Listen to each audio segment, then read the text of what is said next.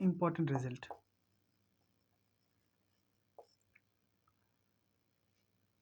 Let f such that R to R be a function which satisfy f of x plus y is equal to f of x plus f of y for all x comma y belongs to R. Then f of x is equal to x into f of 1. ये result रहा कि अगर f of x plus y is equal to f of x plus f of y where x and y be any real number, then f of x is equal to x times of f of 1. कैसे देख लेते हैं हम. Since f of x plus y is equal to f of x plus f of y, ठीक, याद रखने के लिए कैसे समझेंगे हम. तो firstly we put x is equal to y and y equal to 0. X is equal to 0 and y equal to 0, or we can say x is equal to y equal to 0. In this case we get f of 0 is equal to f of 0 plus f of 0. This implies that f of 0 is equal to 2 times of f of 0, or we can write f of 0 is equal to 0. अब x is equal to 1 और y equal to 0 put कर दीजिए. तो f of 1 plus 0 is 1 equal to f of 1 plus f of 0. ये तो implies that f of 1 is equal to 1 times of, लिख दें इसे, f of 1. ठीक. ये सेकंड x बराबर 2, x is equal to 2, और we can write x is equal to 1 comma y is equal to 1. यहाँ पर पुट करें, यहाँ पुट करना है. तो f of 1 plus 1 is equal to 2 equal to f of 1 plus f of 1. तो f of 1 means ये f of 1 तो f of 2 is equal to f of 1 यानी 2 times of f of 1. यहाँ देखें f of 1 है तो 1 times of f of 1. यहाँ f of 0 तो 0 times of f of 1. ठीक. f of 2 times of f of 1. Similarly ऐसे देखें हम,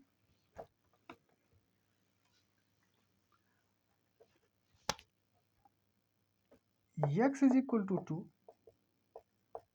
and y is equal to 3, y is equal to 1. यहाँ पुट कर दें. तो f of 3 पता करना है ना. तो x बराबर 2, y बराबर 1, तो 2 plus 1 is 3 is equal to f of 2 plus f of 1. तो f of 2 means 2 times of f of 1.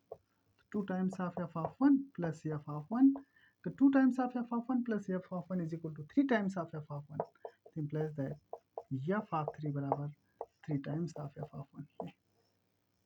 Is that clear? अब dot dot and so on. Similarly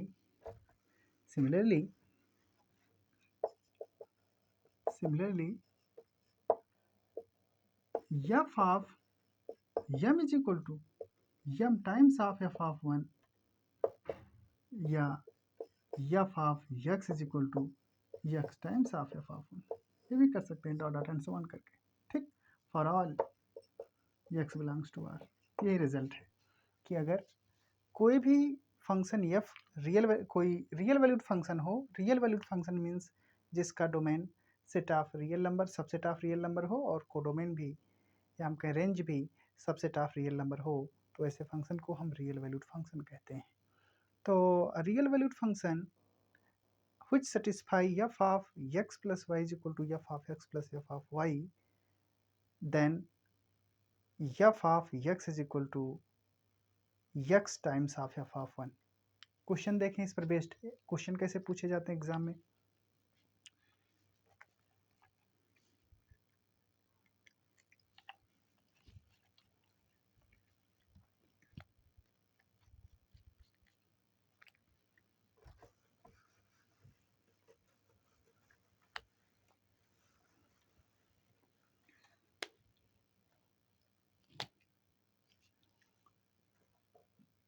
example,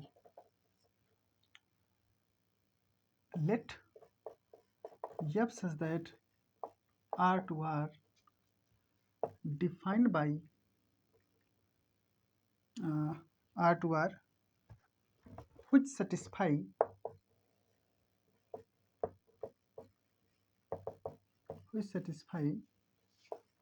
f of x plus y is equal to f of x plus f of y for all x comma y belongs to R.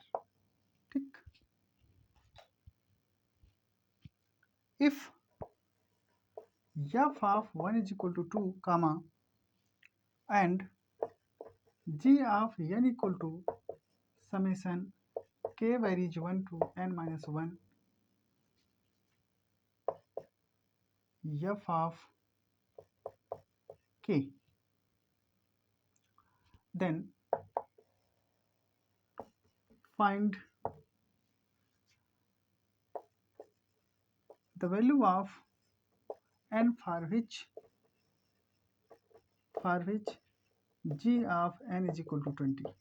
ये question ये है कि अगर f कोई real valued function है, satisfy कर रहा है f of x plus y equal to f of x plus f of y, if f of 1 बराबर 2 and g of n is equal to summation k is equal to 1 to n minus 1 f of k, then we have to find the value of n for which g of n is equal to 20.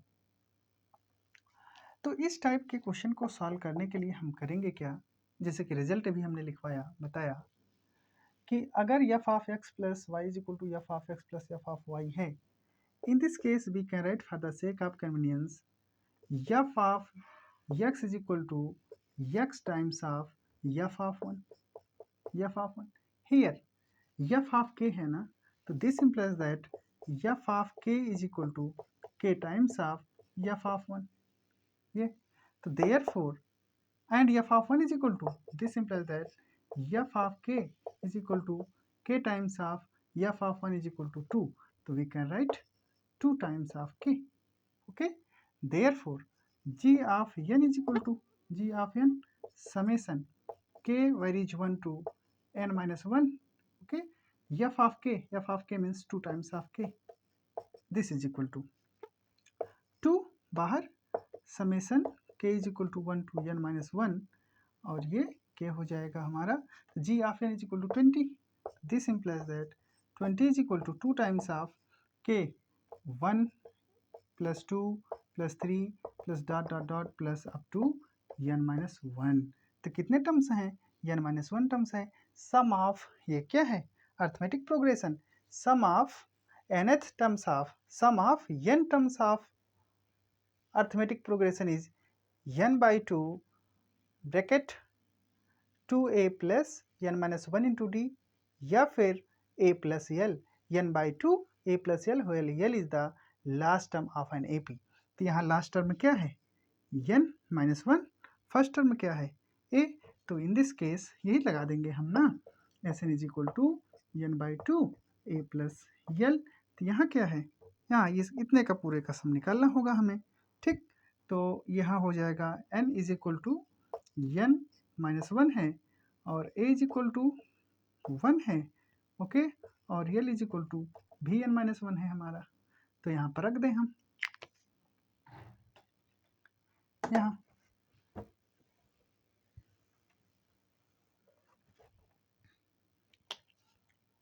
This implies that 20 is equal to 2 यहाँ, तो n minus 1 by 2 into n minus 1 by 2 bracket 1 plus यानी कि a plus l क्या है n minus 1.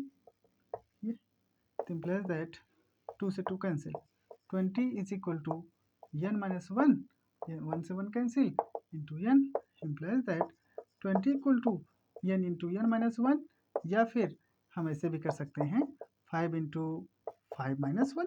लो भैया, n into n minus 1. Okay, तो 5 into 5 minus 1, तो this implies that, compare कर लें तो ये n is equal to 5 minus 1 means 4, तो 5 × 4 = 20, तो n = 5। ये आप लोग ये सवाल कीजिएगा